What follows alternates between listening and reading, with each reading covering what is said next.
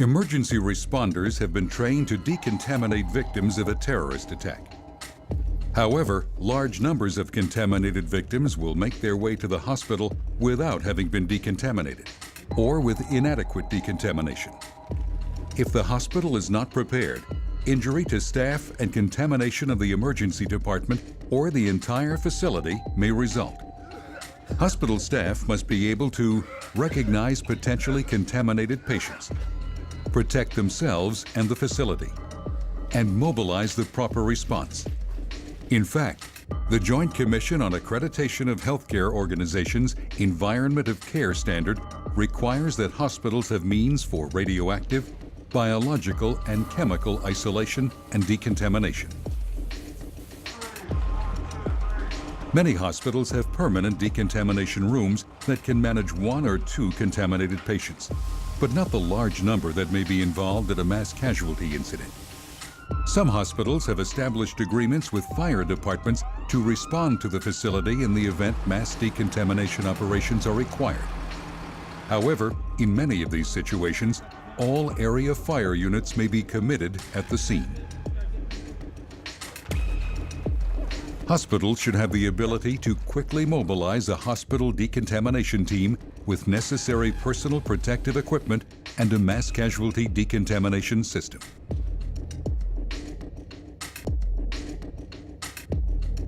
This program is the 4th part of a series called Hospital First Receiver, designed to provide the information required to manage patients who may pose a secondary contamination risk, and is called Patient Decontamination. The program will explain the importance of patient decontamination and show how the procedure is carried out. Patient decontamination techniques will be highlighted, as will the safety procedures necessary to protect first receivers who must carry out these tasks. The program will show ambulatory as well as non-ambulatory decon procedures, discuss decontamination for the decon team itself, and describe termination procedures after the event is over. The hospital's emergency management plan should include an annex that outlines decontamination procedures for small numbers of patients from industrial accidents, as well as for large numbers from mass casualty incidents. Training requirements, equipment, and decon procedures for both ambulatory and non-ambulatory patients should be addressed. Sufficient numbers of trained staff should be available to sustain decontamination activities for an extended period of time. Hospital mass casualty decontamination should be conducted outside the emergency department in a pre-designated area using fixed or portable equipment such as decon trailers. When an incident occurs, responders at the scene will attempt to control patient movement and establish field decontamination procedures. Emergency mass decon is designed to provide immediate decontamination to large numbers of people. This procedure uses fire department equipment to decontaminate many patients in a short period of time. The major focus of emergency mass decon is speed. The idea is to remove the agent from as many people as rapidly as possible. Emergency mass decon presents some concerns. Even in temperate weather, cold water may cause hypothermia, especially for the young and elderly. Contaminated patients should strip off clothing before they enter the water spray, since this action will remove a significant percentage of the contamination. If victims remain clothed, chemical contaminants on the clothing could be driven into the skin, and the clothing could retain contaminants. Stripping to underwear, unless it is physically impregnated with the substance, may be effective, but it is preferred that victims remove all clothing. However, due to privacy issues, some patients may be unwilling to disrobe. Adding to this concern is the possible presence of media and bystanders. This procedure is not effective with non-ambulatory patients. If carried through the water spray, they may only be partially cleaned. Some teams use decontamination trailers or special tents and patient systems to establish a technical patient decontamination at the scene. Since this equipment takes time to set up, it is possible that many victims will scatter and leave the scene before these units can get into operation. With these systems, more attention is given to the decon process. Use of soaps and scrubbing with sponges or soft brushes can be added to the process.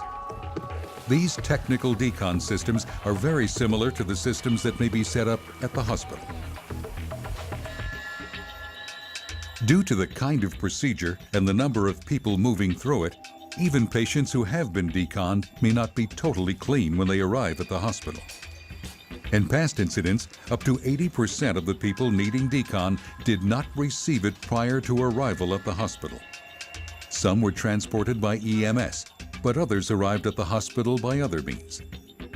Before permitting a victim to enter the emergency department or any other entrance, first receivers should evaluate reports from the field and check each individual to ensure the patient was adequately decontaminated.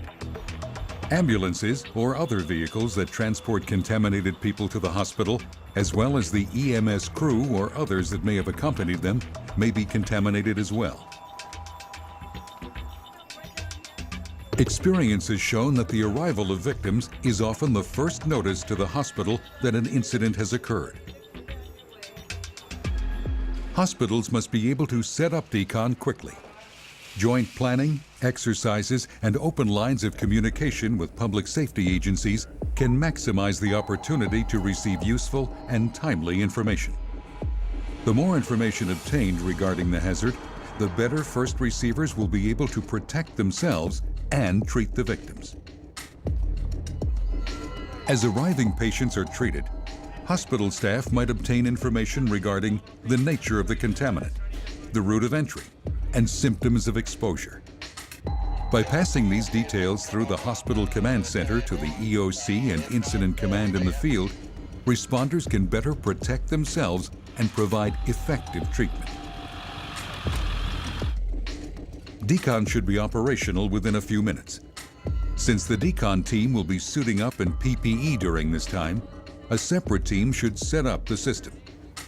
While it is being mobilized, a hose line with tepid water and a fog nozzle should be immediately available for rapid deployment upon arrival of the first seriously contaminated patients. Triage or security staff wearing proper PPE should attend to the patients as soon as possible and hold them in a designated area until the decon system is operational. Facility access control or lockdown and appropriate routing of people arriving at the facility should also be established.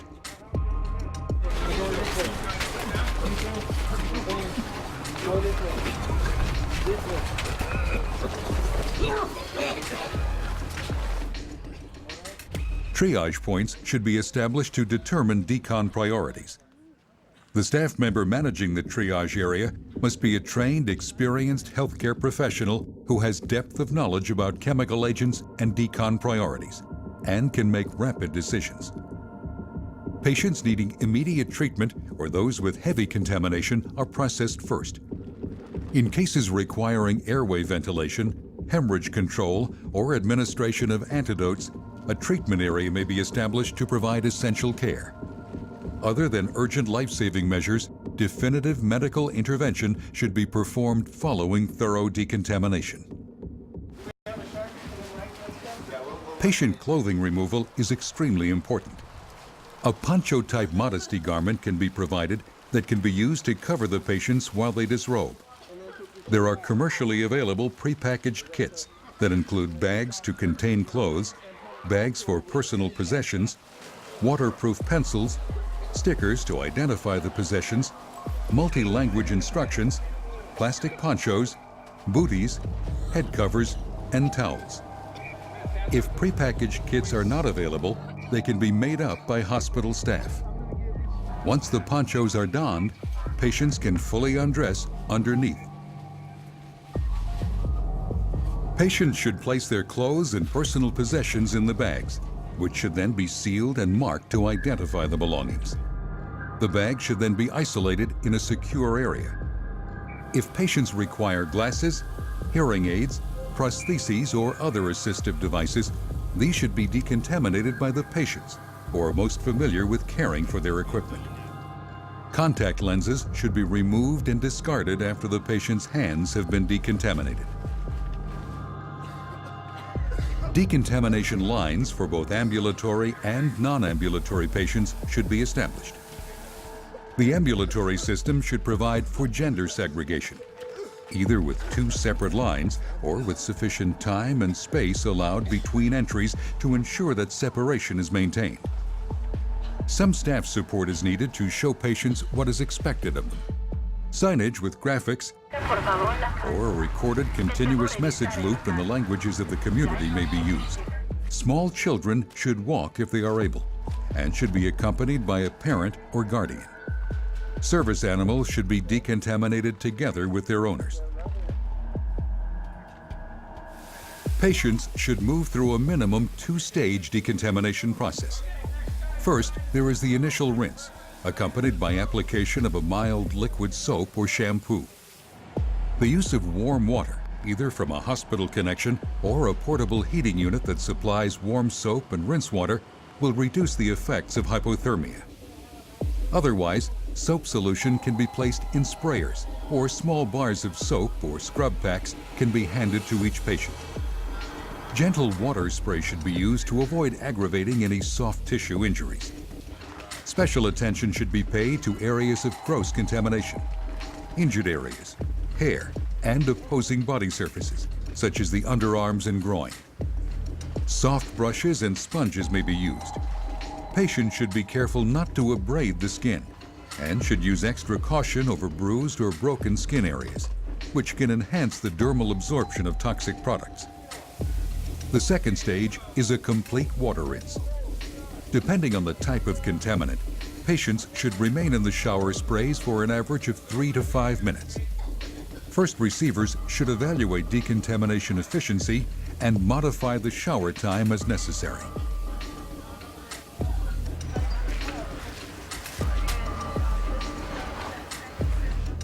Patients should be monitored for residual contamination. Instruments can be used to detect residual contamination of nerve or blister agents. Radiation survey meters with pancake probes that detect alpha or beta contamination can be used to determine if patients are free of radioactive contamination. In the absence of monitoring equipment, physiologic indicators such as a reduction in pain, irritation, or reddening should be considered. If there is any suspicion that contaminants are still present, the decon process should be repeated. Patients should then don disposable clothing or patient gowns. Then patients should be triaged by medical personnel and treated or transferred as necessary. Non-ambulatory patients require more extensive staff involvement. Non-ambulatory patients should be placed on a plastic backboard or stretcher, then on sturdy supports to elevate the patient to a convenient position. C-spine immobilization should be used as necessary.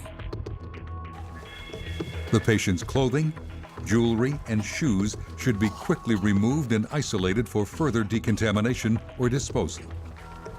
Contaminated garments should be cut off rather than manipulated in their removal from the patient, lessening the exposure to contaminants and reducing the disrobing time. Plastic bags can be marked to identify the patient's belongings. Decon should be carried out in a systematic fashion. First, the airway should be protected while the head and face are decontaminated.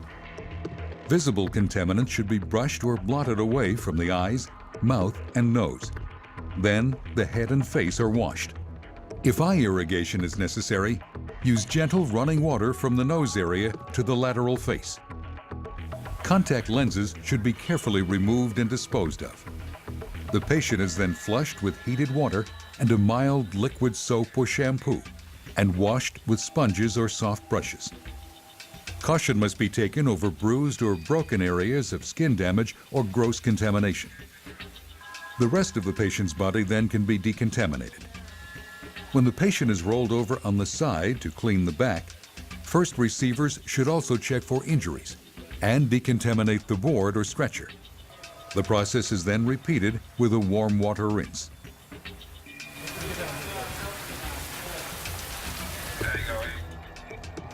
Trained and properly protected medical personnel should provide essential medical care during the decontamination process. This care should be limited to basic life-saving interventions and antidotes administered by auto-injectors when such action is clinically indicated and in accordance with local medical protocol. Once decontaminated, the patient should be able to enter the hospital for medical care. Non-ambulatory patients should be transferred onto a clean plastic backboard or stretcher and moved by a clean transport team to triage in the hospital. The life safety of patients and personnel is always the primary mission and should never be compromised in order to contain runoff. Protection of the environment is a secondary consideration. However, runoff from decon should be collected if possible. When wastewater cannot be contained, regulatory authorities must be notified. Large quantities of water are required to completely decontaminate multiple victims, resulting in large quantities of wastewater with dilute contaminants. Water treatment facilities must work closely with the hospital to plan for contaminated water and prepare options for containment and treatment. For both ambulatory and non-ambulatory decon settings, first receivers must be aware that the combination of soap, water, and plastic sheeting increases the potential for slip, trip, and fall injuries. Special care must be taken in these areas. Hey there, Mr. Jones. Dr. Lynn. I'm the emergency department doctor. How you doing today? No, not very good. What's been Don't going feel on? very good. I've got achy, I have headaches, sinus running, sore throat. Any fever at all? Yeah. In cases of a covert attack with a biological agent, the multi-day incubation period usually makes decontamination unnecessary. Since considerable time will have passed from the time of exposure until detection of symptoms, the patient probably will have changed clothing and decontaminated themselves by taking showers or baths. In case of an overt release, or where patients have been contaminated with a visible agent, decontamination can usually be accomplished by having the patients remove and isolate their clothing and wash exposed areas of the skin with soap and water. Then follow with a full body shower as soon as possible. In cases of large numbers of patients in an overt release or dissemination by an explosive or aerosol dispersal device, standard mass casualty decontamination procedures should be followed. In cases involving mass casualties from a dirty bomb or other radiological dispersion device, standard field and emergency department decontamination guidelines should be followed. In these cases, many victims may be expected to self-rescue and present to the nearest hospital facility. Radiological monitoring devices can be deployed to determine the extent and location of contaminants on patients. Rapid decon with concurrent emergency treatment should take place prior to entering the facility. Extreme care should be exercised to keep radioactive contaminants away from areas of tissue damage and body cavity openings. Wounds should be rinsed from the center of the wound areas outward. Areas of soft tissue damage should be covered with an impermeable barrier to prevent recontamination. Any incident involving weapons of mass destruction is considered a crime scene until cleared by the law enforcement agency having jurisdiction. There may be evidence that can provide information to determine the cause and bring the perpetrators to justice. The identification of victims, as well as the collection of evidence, such as their clothing, could be a critical step in these efforts. Information gathered from victims and first receivers may aid in the investigation. However, in no event should the care of the patient be compromised in order to collect evidence. If possible, hospital security personnel or a police officer should oversee the collection of clothing and valuables. Law enforcement personnel may want to take a photograph of every patient as they exit the decontamination area. How patient belongings are secured and made available to law enforcement authorities is a matter best addressed through pre-incident planning. Patients who have gone through decon should be identified, documented, and receive medical monitoring if practical. Law enforcement may wish to conduct interviews. My eyes were watering, and they still are a little bit, but we were having a good time until we just smelled something, and before we knew it, we were just What did it smell like? Do you remember? almost like iodine or something Iodine? foul. And where available, social services should be in attendance to provide support to those with logistical problems in transportation, housing, and reuniting of families. Pastoral care and psychological support should be available as needed. Once the operation is complete, or at the end of work shifts, the decon team itself must undergo decontamination. All personnel, clothing, and equipment leaving the hospital decontamination zone must be deconned to remove any harmful materials that may have adhered to them. Next is the removal and isolation of chemical protective clothing. Then, respiratory protection is removed. Finally, inner gloves are removed and isolated for disposal. PPE should be bagged during removal. Then the gear sent for further decontamination. Items that cannot be effectively cleaned may have to be disposed of. Personnel should then remove their personal clothing and shower. Personal clothing should be separately laundered or properly disposed of if known to be contaminated. Following a shower, personnel should redress and report for medical surveillance and rehabilitation. Medical monitoring should include vital signs. Rehabilitation may be necessary before team members return to their hospital duties. Rehydration is an important part of rehab. So it can be delayed. Mainly affects the eyes. Should your eyes... Before being released from duty, first receivers should participate in a debriefing. The signs and symptoms of exposure to the agent encountered should be provided, and determination should be made about what equipment has been damaged and is in need of replacement or further decontamination. The dirty area and all equipment should be isolated until the level of contamination is established and the area can be properly cleaned. All equipment used for decon also must be decontaminated or disposed of, in accordance with local, state, and federal regulations. Buckets, brushes, clothing, tools, and other contaminated equipment should be placed in containers and labeled. We had a hazardous materials incident here involving a mustard agent, and we've got several suits and some supplies and the tools that need to be taken away. Well, I need you to come get them. We've got them at our hazardous waste storage building right now. Disposal will be handled by a licensed environmental services vendor contracted by the hospital. Local health and environmental regulatory agencies may be contacted for advice. Shortly after the event, a post-incident analysis should be conducted. This analysis should examine every step of the operation to identify any problems that were encountered. Then, a post-incident critique should be conducted with all first receivers who worked the incident participating. Following the critique, emergency plans and procedures should be updated as necessary. Critical incident stress management should be available as needed. Need to go first, so that nurse just needs to direct them into the areas, and then the triage come after they're clean. Terrorist attacks, hazardous materials incidents, and natural disasters will result in large numbers of victims that will make their own way to the hospital without adequate field decontamination. If the hospital is prepared, contamination of the facility may be avoided. Hospitals must be able to mobilize a hospital decon team with necessary personal protective equipment and a mass casualty decontamination system.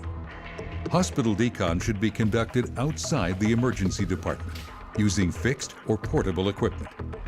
Both ambulatory patient and non-ambulatory patient decontamination should be provided for.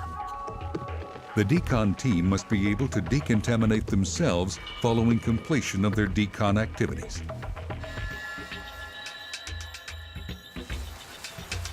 A properly trained and equipped hospital decontamination team can save patient lives and limit hospital staff injury and facility contamination.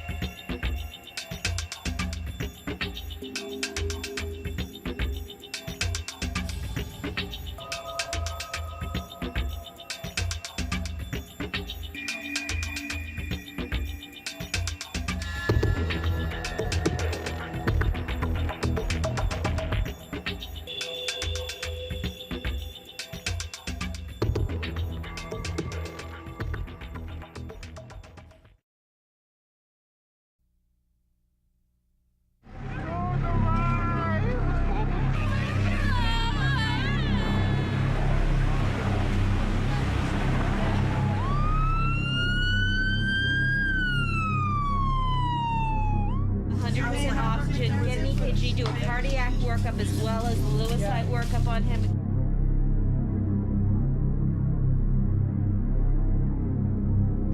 All of a sudden, my eyes just started, like, just can't see.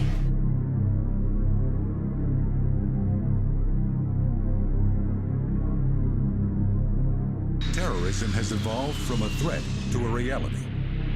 Recent events involving weapons of mass destruction show how vulnerable a population may be. Although explosive and incendiary devices have caused the greatest amount of death and destruction, incidents involving biological and chemical agents are on the rise and have caused fear and disruption of activities, the goal of the terrorist. When a terrorist incident occurs, local emergency personnel are first on the scene to help victims. If the event involves chemical or biological agents, the medical community must rapidly mobilize to identify the agent or agents involved and to decontaminate and treat victims. Significant pre-planning is necessary by medical facilities to ensure that they are prepared if terrorism strikes. This program is called Terrorism Medical Response. It is designed to provide assistance. Following the September 11, 2001 attacks on the World Trade Center, thousands of people were decontaminated. They were covered with corrosive concrete dust, finely ground glass, body fluids, asbestos, and volatile organic compounds. This was one of the first recorded uses of mass decontamination following a terrorist attack in the United States. In case of another terrorist attack involving chemical agents or toxic industrial chemicals, emergency responders must be prepared to provide the fastest decon possible, since decon is most effective when carried out immediately. Mass decon is not just a matter for the hazmat team. Their expertise is in technical decontamination, which is more deliberate and aims to reduce contamination to victims, responders, and equipment to a level as low as is reasonably achievable. In response to the threat of terrorism, special mass decon capabilities have been established in many metropolitan areas. There are also national medical response teams and metropolitan medical response teams that can carry out mass decon procedures. But unless these assets are pre-deployed, they may not be able to handle the immediate need for mass decon in the event of an attack. This program is called Mass Decon and is designed to train firefighters, emergency medical personnel, hospital staff, military personnel, and others who may be required to carry out mass decontamination in the event of an attack with weapons of mass destruction. The program will explain the reasons for mass decontamination, show techniques and procedures, and discuss health issues related to decon in cold weather. At incidents involving hazardous materials or weapons of mass destruction, emergency responders may come in contact with contaminants, whether gases, liquids, solids, or radioactive materials. Civilians, equipment, and the environment may be contaminated as well. Hazardous waste site workers may come in contact with hazardous substances during the course of their work. As part of the effort to control contamination, emergency action must be taken to make victims, personnel, their equipment, and the environment as safe as possible by the removal or isolation of contaminants. This process is called decontamination, or decon. It is important not only for the protection of response personnel and civilians, but also to prevent the transfer of contaminants to clean areas. This program is called Decon Team. It's designed to provide training and assistance to emergency responders, hospital staff, military personnel, and remediation workers who may be assigned to carry out decontamination activities.